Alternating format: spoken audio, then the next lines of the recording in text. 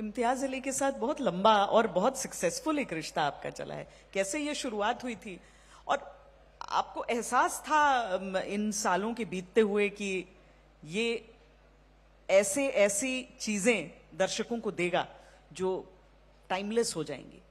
नहीं, ये बिल्कुल हमें एहसास नहीं था, क्योंकि इम्तियाज को मैं तब से जानता हूँ, या इम्तियाज मुझे तब से जानता है जब इम्तियाज भी इम्तियाज अली नहीं था और इरशाद भी इरशाद कामिल नहीं था।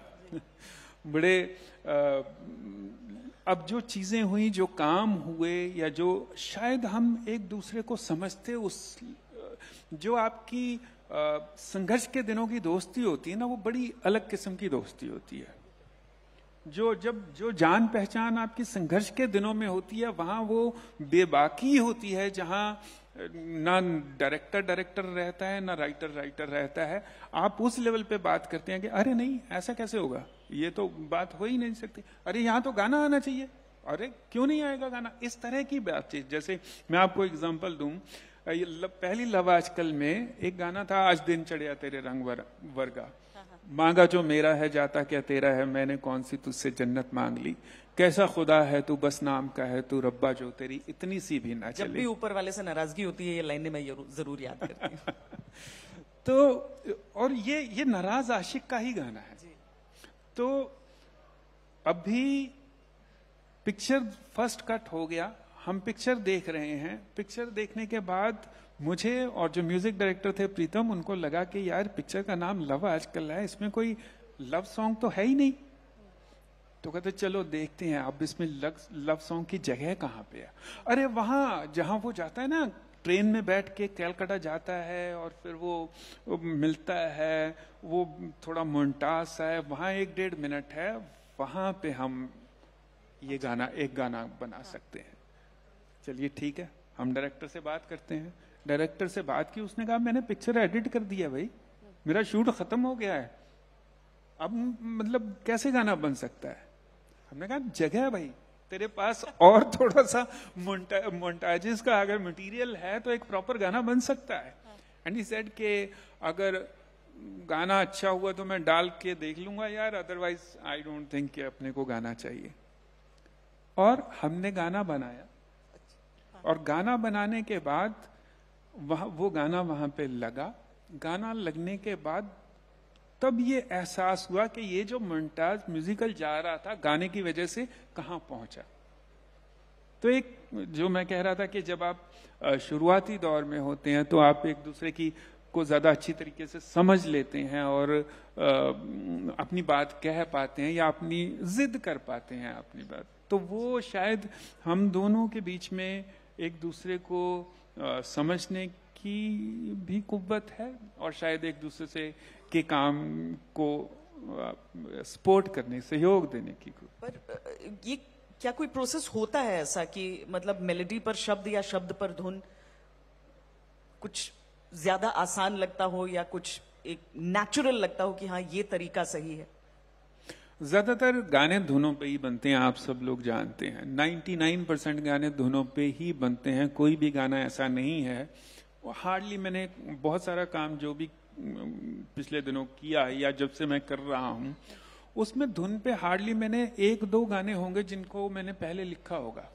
कौन से हैं वो आपको ध्यान है?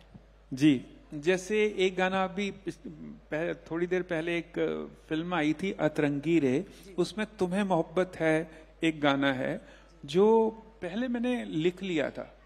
और लिखने के बाद वो इसलिए क्योंकि जब आप फिल्म के बारे में सोचते हैं, या रांझना का जब ऐसे ना देखो जब मैंने लिखा, तो मैंने पहले लिख लिया कि ये किरदार इस तरह से सोच रहा है, इसको ये बात कहनी चाहिए। अब उसमें से कितना पोर्शन रखा जाता है या कितना पोर्शन नहीं रखा जाता वो अलग बात है। बेसिकली आपने इंस्पायर करना होता है म्यूजिक डायरेक्टर को या डायरेक्टर को कि ये आपकी पिक्चर की बात है। जैसे ऐसे ना देखो, मैंने लिखा कैसे मैं आपको बता रहा हूं। ऐसे ना देखो जैसे पहले कभी देखा ही नहीं, मंदिर की सीढ़ी जैसा हूं मैं। ऐसे ना देखो जैसे पहले कभी देखा ही नहीं, मंदिर की सीढ़ी जैसा हूं मैं। मंदिर का हिस्सा हूं, मंदिर नहीं। पेड़ की छाया जैसा हूं मैं, पेड़ के साथ हूं, पेड़ नहीं। तुम दूर से आ रही शहनाई की आवाज, मैं उन लोगों का गीत जो गीत नहीं सुनते। पतझड़ का पहला पत्ता, रेगिस्तान में खोया आंसू, नहीं मिलूंगा। पतझड़ का पहला पत्ता, रेगिस्तान में खोया आंसू, नहीं मिलूंगा। मुझे अपने आप को जिंदा रखना है ताकि तुम तक पहुंचने का जरिया बन सकूं। अब ये किरदार खत्म हो रहा था किसी, मतलब ये जो कुंदन का किरदार था रांझना में, वो खत्म हो रहा था जोया के लिए, लेकिन मुझे खुद को जिंदा रखना है ताकि तुम तक पहुंचने का जरिया बन सकूं। अब ये बात मैंने लिख ली।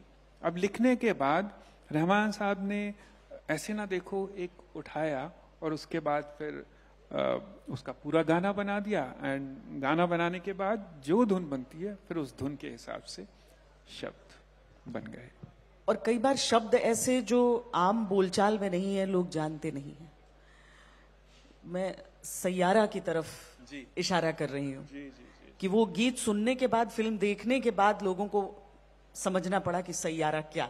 जी, मुझे लगता है ये हमारे दौर का बहुत अच्छा एक कह लीजिए एक तरीका है कि गानों के जरिए हम बहुत सारे नए लफ्जों से मिलते हैं। जब मटर गश्ती आया था, मटर गश्ती खुली सड़क पे, तो बहुत सारे लोगों को मटर गश्ती के बारे में जानकारी नहीं थी, उससे जानकारी हुई। इवन जब कुन फाया कुन आया था तो कुन फाया कुन के लिए बहुत गूगल हुआ कि ये कुन फाया कुन क्या है। अब ये सैयारा आया तो होता क्या है कि कोई भी नई चीज हमें अच्छी लगती है जब हम उनका मतलब जान लेते हैं कि ये चीज का मतलब ये है, और मतलब अगर हमें अच्छा लग जाए तो हमारे साथ रह जाती है। अब ये सैयारा जैसे लफ्ज या कुन फाया कुन जैसे लफ्ज या मटर गश्ती जैसे जो भी शब्द हैं, ये आपको अपने लेखन में एक नया पड़ाव लाने के लिए, एक नई अप्रोच लाने के लिए उस तरह के लफ्जों का इस्तेमाल करना बहुत जरूरी होता है। पर इरशाद कामिल जी, हमें समझाइए, जो जिसने लिखा उसके लिए सैयारा शब्द वो कैसे एक्सप्लेन करेगा? फिल्म देखकर और उसके बाद जो आप थोड़ा गूगल करके जो समझते हैं वो अलग चीज है। ये शब्द आपके लिए क्या था? मेरे लिए जैसे मैंने पिक्चर जब शुरू होती है, अगर आपने सैयारा, बहुत सारे लोगों ने देखी ही होगी पिक्चर, मुझे पूरा यकीन है।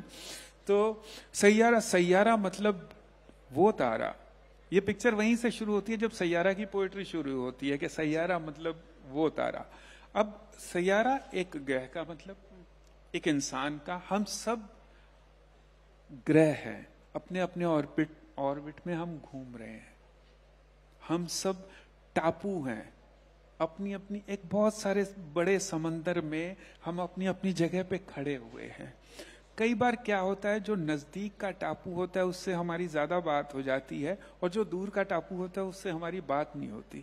या जो हम अपने अपने ऑर्बिट में घूम रहे लोग हैं, तो हमें लगता है कि मैं घूम तो रहा हूं, लेकिन मैं उस ग्रह को चाहता हूं वो मेरे पास हो, लेकिन वो नहीं हो पाता। तो ये आप देखिए कि मायने कैसे खुलते हैं। इसलिए मैंने कहा ना, जिसने लिखा उससे मैं समझना चाहती हूँ। जी, तो मायने किस तरह से खुलते हैं। यहाँ सैयारा उस ग्रह से नहीं है, आप सब सैयारा हैं, मैं भी हूं, ये भी है, हम सब सैयारा हैं।